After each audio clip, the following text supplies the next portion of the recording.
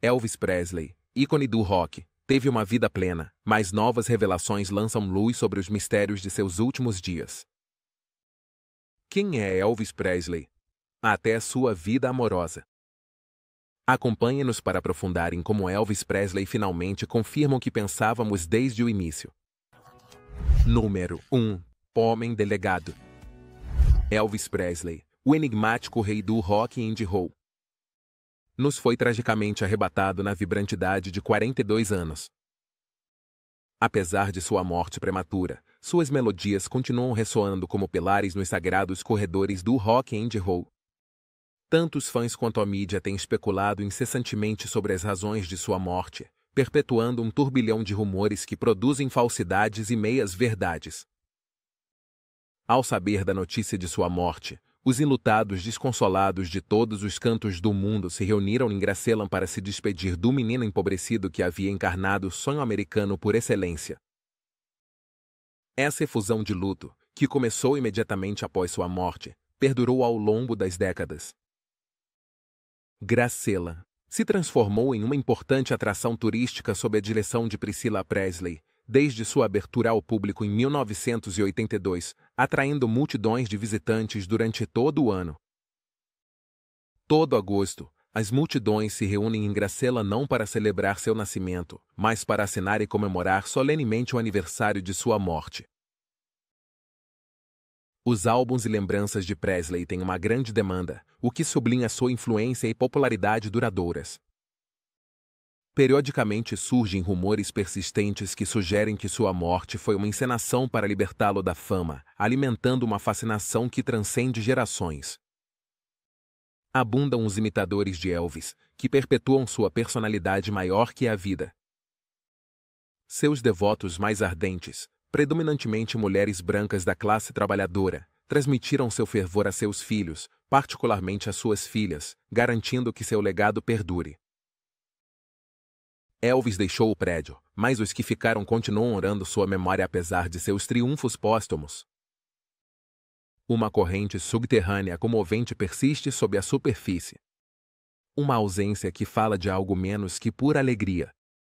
No entanto, quanto sabemos sobre Elvis Presley? Além disso, quais são as influências fundamentais que moldaram sua extraordinária jornada no mundo do rock and roll? Número 2. Quem é Elvis Presley? Elvis Graham Presley nasceu em Tupelo, Mississippi, em 8 de janeiro de 1935. Seus pais, Vernon e Gladys Love Presley, o receberam em um mundo de alegria e tristeza. Elvis tinha um irmão gêmeo, Ace Graham, que nasceu morto tragicamente 35 minutos antes dele. Essa perda precoce talvez tenha contribuído para o vínculo estreito que Elvis estabeleceu com seus pais, em particular com sua mãe. A família Presley frequentava regularmente a Igreja Assembleia de Deus, onde o jovem Elvis encontrou suas primeiras inspirações musicais. A vida foi dura para os Presley. Vernon teve que lutar para manter um emprego estável, passando de um trabalho esporádico a outro. A família muitas vezes teve que depender da bondade dos vizinhos e da assistência alimentar do governo para seguir em frente em um momento particularmente difícil dos acontecimentos.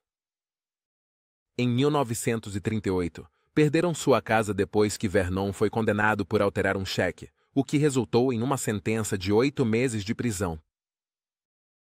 Em setembro de 1941, Elvis começou o primeiro ano na escola consolidada East Tupelo. Seus professores o viam como um aluno mediano, mas ele tinha algo especial. Sua primeira incursão no mundo da interpretação em público ocorreu em 3 de outubro. Em 1945, na Feira e Exposição de Laticínios do Mississippi, Alabama. Elvis cantou a música Gold Shep quando tinha apenas 10 anos e lembrou com orgulho do 5º lugar que obteve no concurso. Nesse mesmo ano, Elvis recebeu seu primeiro violão como presente de aniversário. Ele aprendeu a tocar com a orientação de 2 de seus tios e do pastor da igreja da família. Apesar de suas habilidades em crescimento, Elvis Ainda era tímido ao se apresentar em público, preferindo observar e aprender com os outros. Mais tarde, ele lembrou: peguei o violão, observei as pessoas e aprendi a tocar um pouco, mas nunca cantaria em público. Eu tinha muita vergonha. Em setembro de 1946, Elvis Presley começou a frequentar a escola Millon para cursar a 6ª série. Foi durante essa época que ele começou a levar seu violão para a escola e a cantar. Apesar de seus colegas de classe frequentemente zombarem dele e o chamarem de um garoto de 5ª categoria que tocava música caipira, Presley não se deixava intimidar. Ele era um ouvinte devoto do programa de rádio de Mississippi Slim e seu irmão mais novo. Um dos colegas de classe de Elvis o descreveu como um louco por música. Mississippi Slim se interessou pelo jovem Elvis, ensinou-lhe várias técnicas de acordes e incentivou suas aspirações musicais. Aos 12 anos, Slim organizou uma apresentação ao vivo de Elvis em seu programa de rádio. Presley, dominado pelo medo do palco, não conseguiu se apresentar durante sua primeira aparição programada. Mas voltou corajosamente na semana seguinte e cantou com sucesso no ar. Em novembro de 1948, a família Presley se mudou para Memphis, Tennessee. Elvis se matriculou na escola secundária LC UMIS, onde obteve uma nota baixa em música no 8º ano. Quando seu professor de música afirmou que ele não tinha aptidão para cantar, Elvis levou seu violão para a aula e interpretou Keep Them Cold, Easy Fingers Off Me. Um sucesso recente para demonstrar seu talento. Apesar de suas habilidades, muitas vezes era tímido demais para se apresentar abertamente e enfrentava o assédio ocasional de seus colegas de classe, que o chamavam de menino da mamãe. Em 1950, Elvis começou a ter aulas de violão com seu vizinho Lee Denson. Eles e outros 3 garotos, incluindo os futuros pioneiros do rock Bill Dorsey e Johnny Burnett, formaram um coletivo musical informal para aperfeiçoar suas habilidades e sua paixão pela música. Durante seu 3º ano, Elvis começou a se destacar entre seus colegas, em grande parte devido à sua aparência distinta.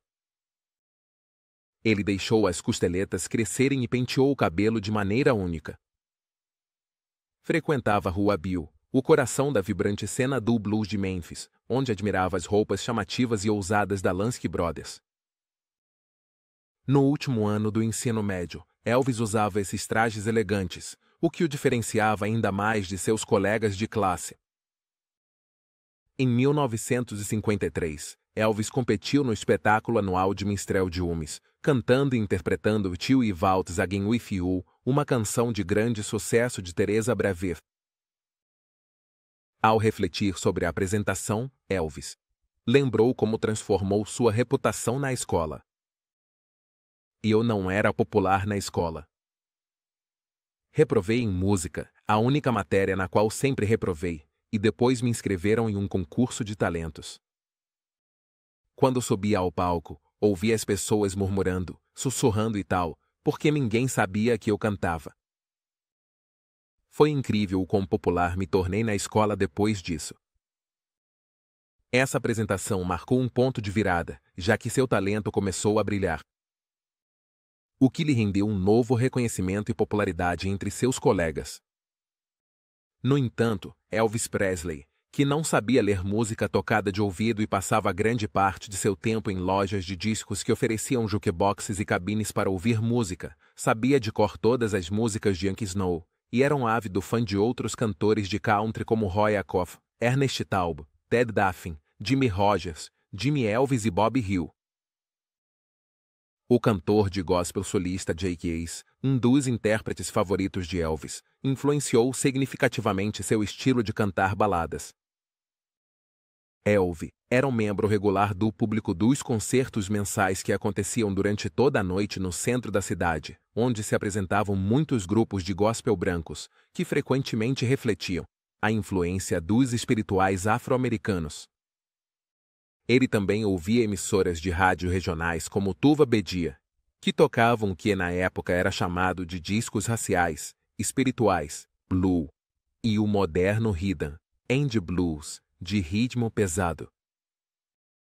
Como alguns de seus colegas, é possível que ele frequentasse os locais de blues apenas nas noites designadas para o público exclusivamente branco. Muitas de suas futuras gravações foram inspiradas em músicos afro-americanos locais como Arthur Crudup e Rufus Thomas. B.B.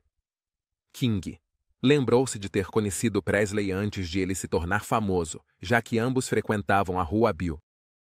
Quando se formou no ensino médio em junho de 1953, Presley havia decidido firmemente que a música era seu futuro. Número 3. Como ele conseguiu alcançar esse futuro? Talvez você tenha interesse em saber. Desde o seu cabelo até Sun Phillips e Sun Records.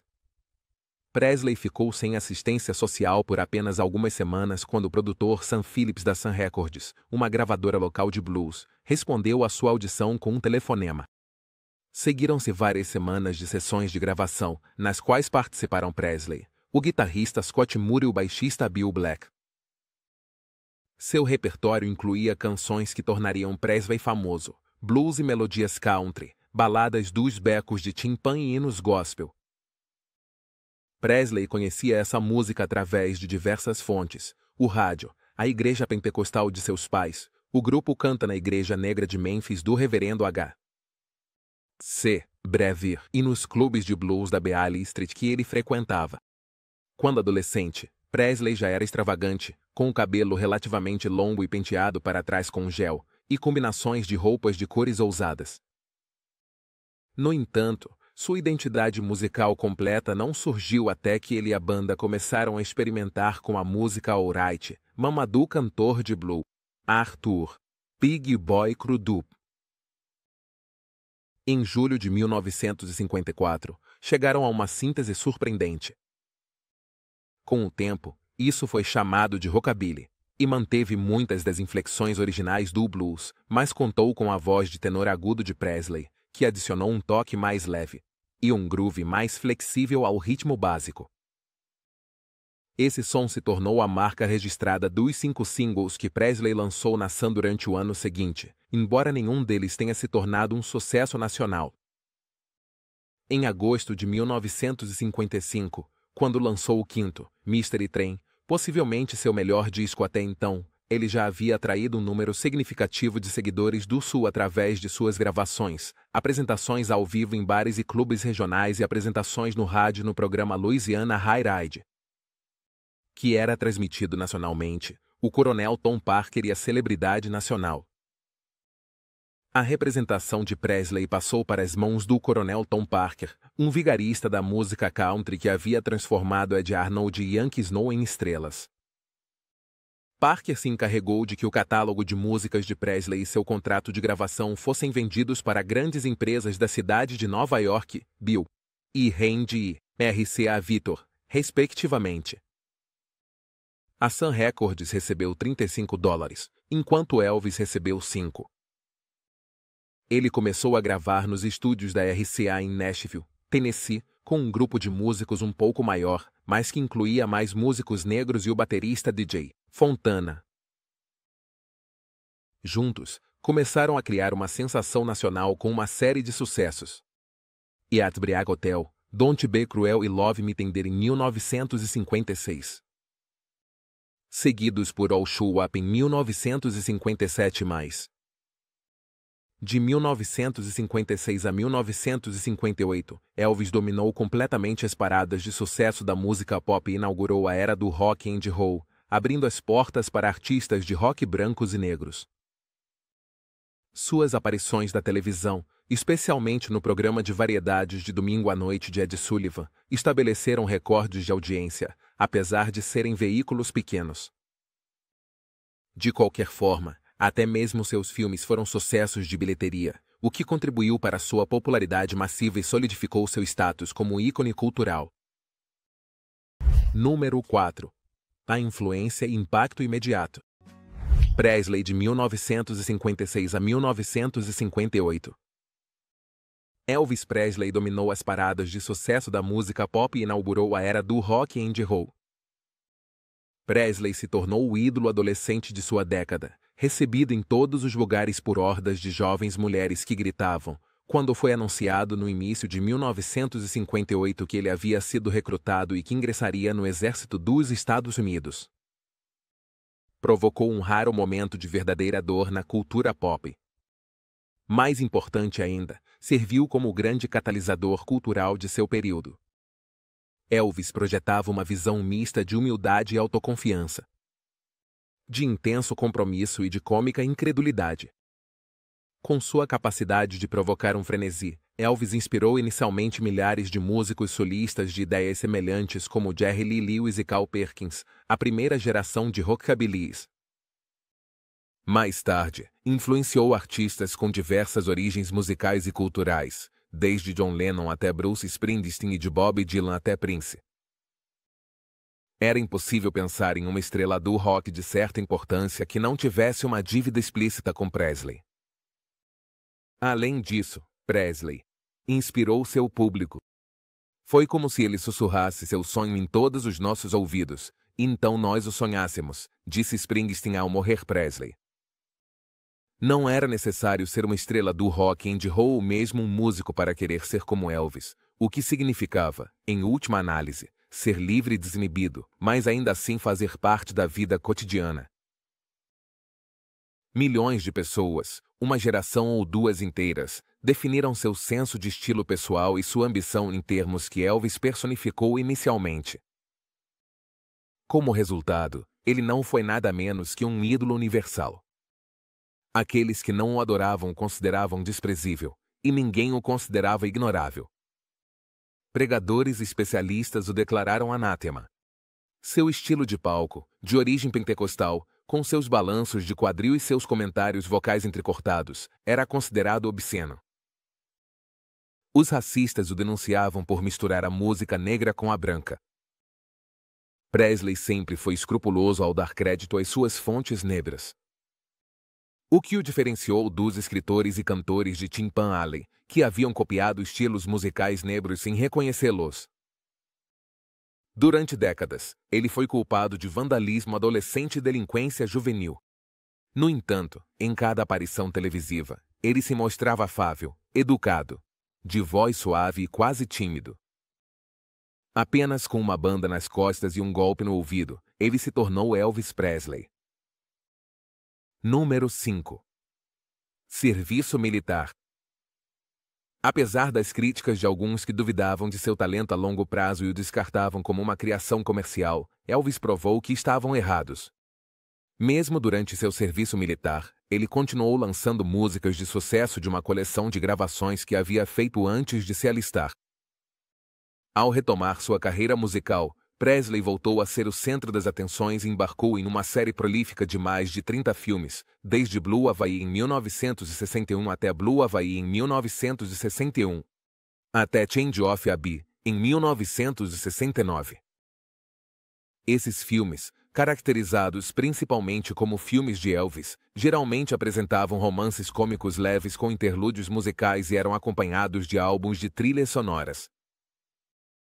Embora o tenham enriquecido, quase sufocaram sua credibilidade artística.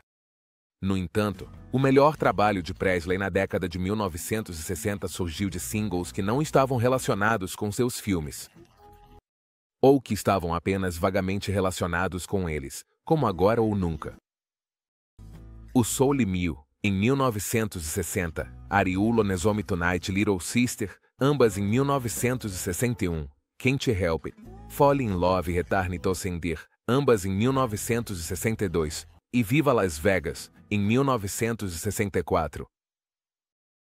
No final dos anos 60, o panorama musical havia mudado drasticamente com o surgimento de grupos como os Beatles, os Rolling Stones e Bob Dylan, deixando para trás a imagem polêmica de Presley.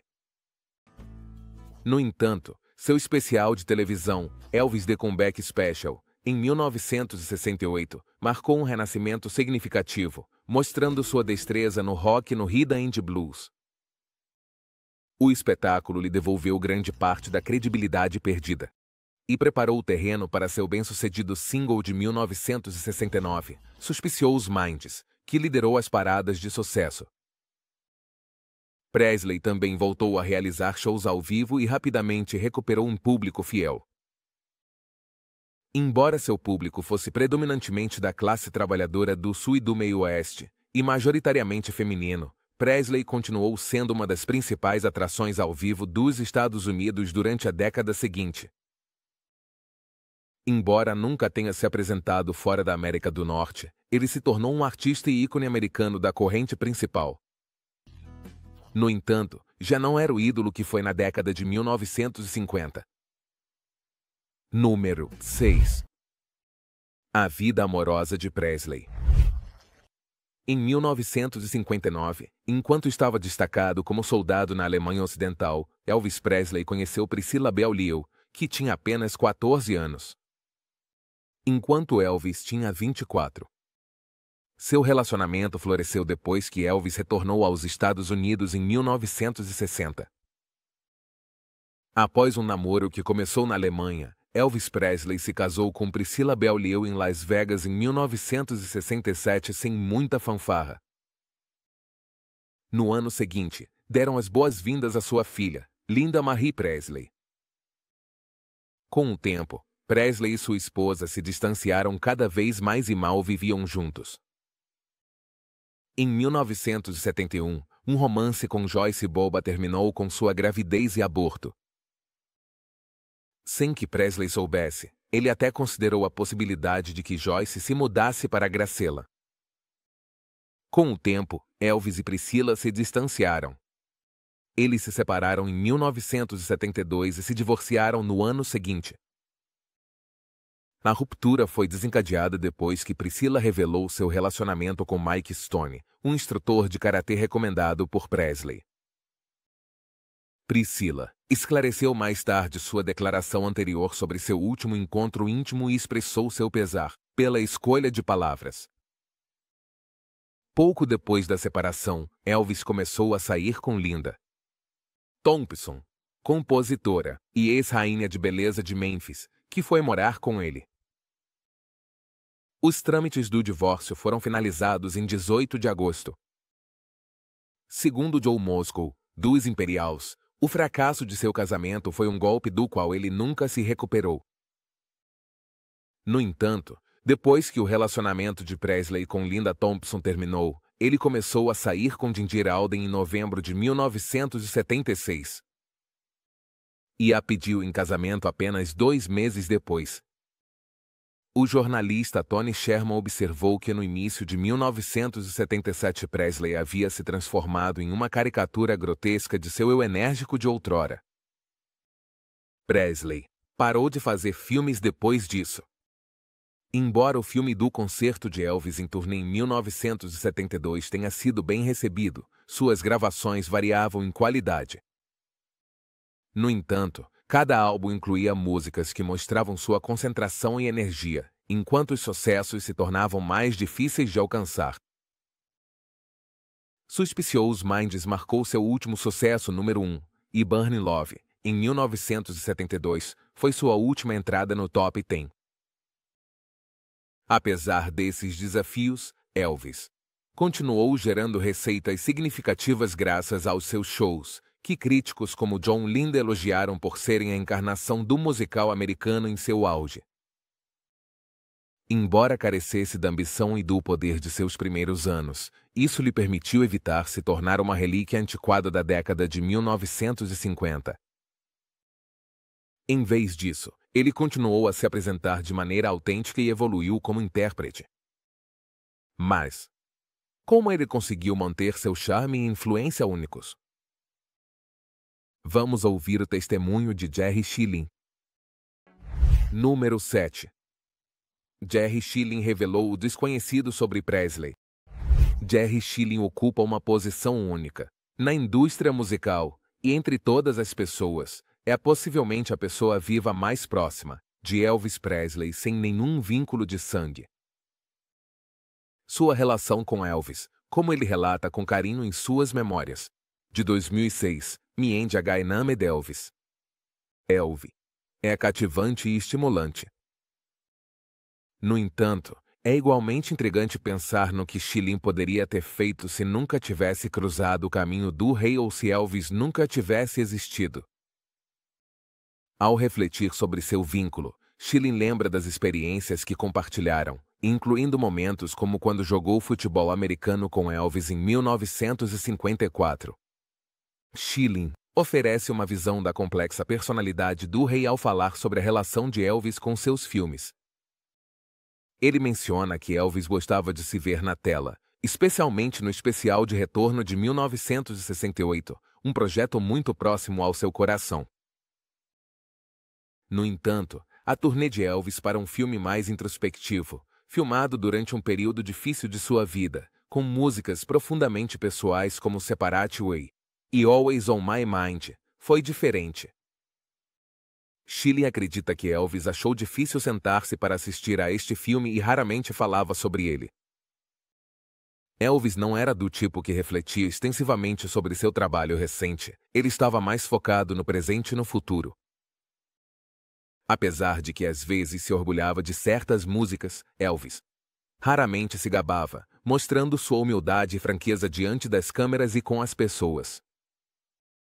Schilling também especula que a memória excepcional de Elvis poderia ter tornado desnecessário que ele revisse seus filmes.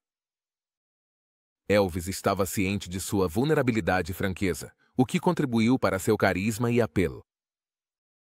Este aspecto de Elvis, sua capacidade de permanecer genuíno e sem reservas, é um testemunho de seu legado imperecível. Jerry Schilling reflete sobre a acessibilidade a Elvis e aponta que, embora ele tenha facilitado alguns aspectos, os cineastas foram os verdadeiros arquitetos que se encarregaram de capturar os pensamentos de Elvis. Obrigado. E os momentos nos bastidores. Ele atribui o mérito ao seu senso aguçado e à sua orquestração ao retratar a autenticidade desses momentos. Schilling destaca sua estreita relação com Elvis e os cineastas, e ressalta em particular a importante contribuição de Ingersoll para a perpetuação da carreira de Elvis através de vários projetos cinematográficos. Ele lembra com carinho de Pierre Haddad, um querido amigo, que desempenhou um papel fundamental na documentação cinematográfica de Elvis, incluindo a turnê de Elvis. Schilling lembra de ter levado Pierre à casa de Elvis para conversar até tarde da noite pouco antes de sua morte prematura, devido a um grave distúrbio na coluna vertebral. Ele descreve Pierre como um exemplo de saúde, um fisiculturista que se preocupava profundamente com sua família e que enfrentou um final trágico. Schilling pinta um quadro vívido ao falar dos preparativos nos bastidores antes de uma apresentação de Elvis. Ele descreve como eles se exercitavam juntos no quarto de Elvis para fazer o sangue fluir e a adrenalina bombear. Elvis tinha o ritual de não chegar cedo ao local do show, comparando-se a um boxeador como Muhammad Ali, que se concentra intensamente pouco antes de entrar no ringue. Para Elvis, colocar seu figurino antes de um show lhe provocava uma onda de adrenalina, e ele preferia chegar pouco antes do início do espetáculo, para conservar sua energia e manter a concentração. Apesar do frenesi e da adulação que cercavam Elvis durante sua turnê, Schilling destaca a conexão genuína que Elvis tinha com seus fãs. Ele destaca os momentos capturados no filme em que Elvis interage brevemente com seus fãs, enfatizando a pureza e a autenticidade dessas trocas que tanto Elvis quanto seu público apreciavam. Jerry Schilling reflete profundamente sobre a conexão profunda de Elvis Presley com seus fãs, enfatizando como Elvis genuinamente gostava de conhecê-los e valorizava seus comentários. Essa conexão, acredita Schilling, é uma razão importante pela qual Elvis continua sendo imensamente popular e querido até hoje. Schilling descreve Elvis como o artista mais honesto que já conheceu, que realmente amava ser Elvis Presley, e considerava seu papel de artista não como um fardo, mas como uma paixão. No entanto, Schilling também reconhece as decepções criativas que pesaram sobre Elvis. Ele relata o desejo de Elvis de enfrentar papéis mais desafiadores em filmes como Nasce uma Estrela, e de percorrer diferentes países, em busca de novos desafios artísticos para satisfazer seu espírito criativo. Schilling lembra de conversas com Elvis nas quais ele expressou sua frustração pelo fracasso de Hollywood em compreender suas aspirações e como essa angústia emocional o afetou profundamente, às vezes a ponto de deixá-lo fisicamente doente. Apesar da fama e do sucesso, Elvis lutou contra o estereótipo e ansiava por se libertar dos limites de sua imagem. Schilling menciona a dependência de Elvis de medicamentos prescritos, apontando que estes eram paliativos para problemas mais profundos relacionados à realização criativa e à identidade pessoal. Ele reflete sobre a tragédia de que, apesar da carreira notável de Elvis, sua morte prematura continua sendo um doloroso lembrete da natureza agridoce de seu legado. Este ícone duradouro se foi cedo demais. Essencialmente, as reflexões de Schilling oferecem uma visão comovente do complexo mundo interior de Elvis Presley, suas aspirações artísticas e seu impacto duradouro naqueles que o conheceram e admiraram. Número 8. As crises médicas de Presley e suas últimas sessões de estúdio.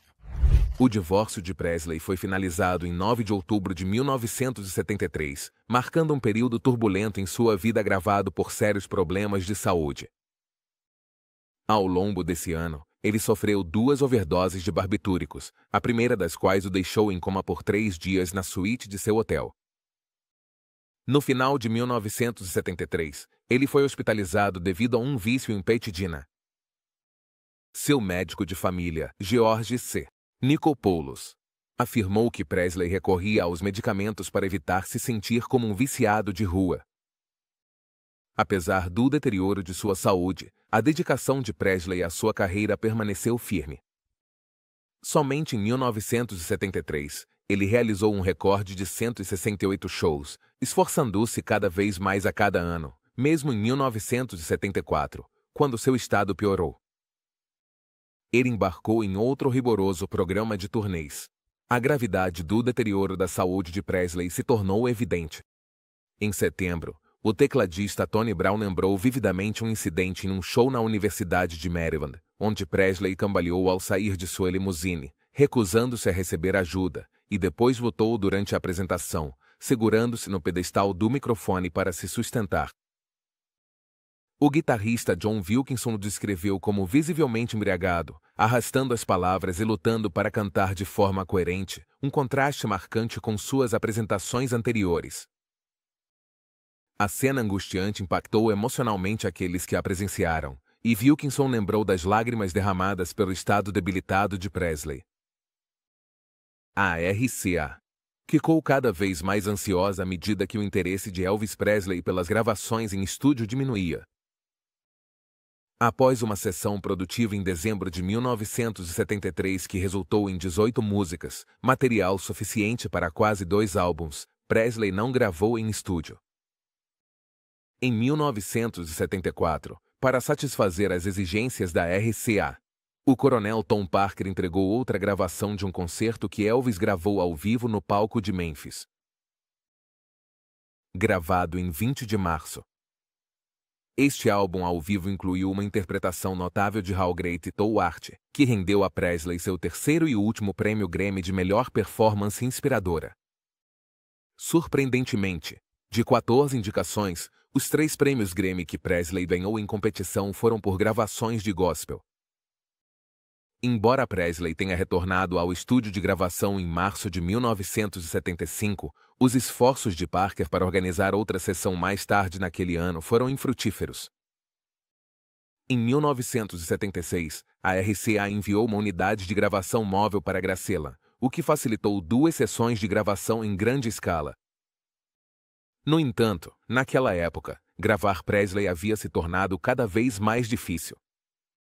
Segundo Andrew Green da Rolling Stone, as últimas apresentações de Presley foram em sua maioria tristes e descuidadas, nas quais um Presley inchado e drogado lutava para lembrar suas letras e passar a noite sem desmaiar.